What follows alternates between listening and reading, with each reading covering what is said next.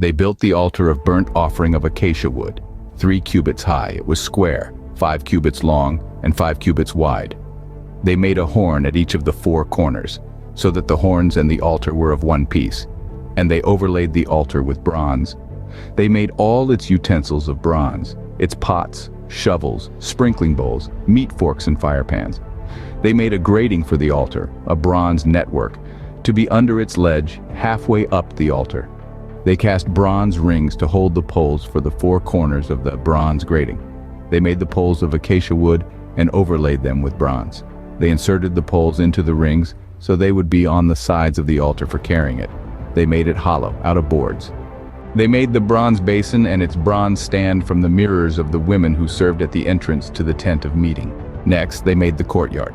The south side was 100 cubits long and had curtains of finely twisted linen, with 20 posts and 20 bronze bases, and with silver hooks and bands on the posts. The north side was also 100 cubits long and had 20 posts and 20 bronze bases with silver hooks and bands on the posts. The west end was 50 cubits wide and had curtains, with 10 posts and 10 bases, with silver hooks and bands on the posts. The east end, toward the sunrise, was also 50 cubits wide.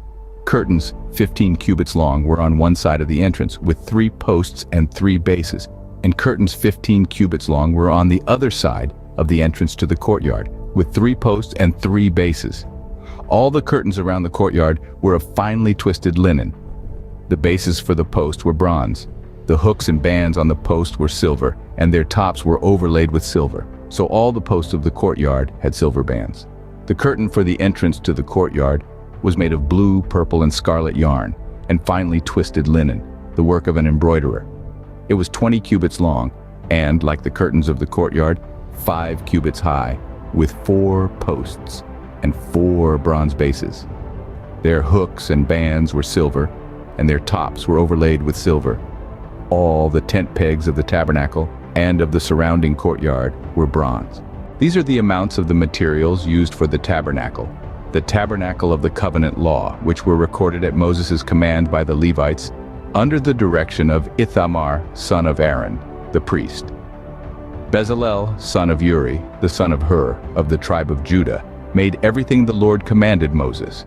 With him was Oholiab, son of Ahisamach, of the tribe of Dan, an engraver and designer, and an embroiderer in blue, purple, and scarlet yarn and fine linen.